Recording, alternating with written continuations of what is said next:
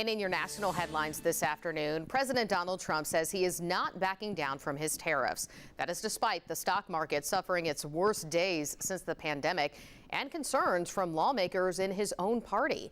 NBC's Peter Alexander reports from Washington, D.C. on the growing political fallout from the tariffs.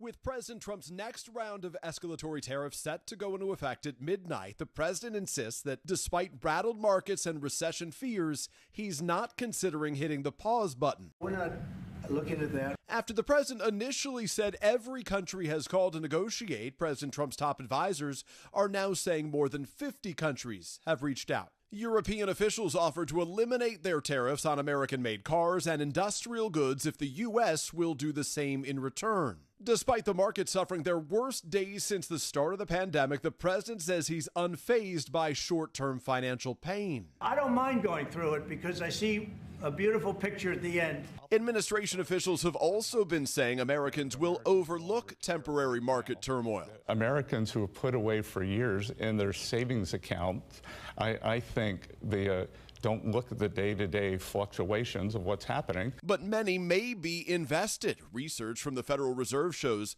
more than half of American households own stock directly or through investment funds. Top Democrats say the president's tariffs are a self-inflicted wound. Less than a week after Donald Trump started the largest, dumbest trade war in American history, all the signs say America is heading towards calamity. For now, most Republicans are standing by President Trump. And I think you got to give the president the latitude, the runway to do what it is he was elected to do. Still, there are cracks emerging within the president's party. If the outcome from these tariffs is really high tariffs from every country on earth against American goods, and really high tariffs from America against goods from every other country on earth, that is going to be really bad for Texas and really bad for America.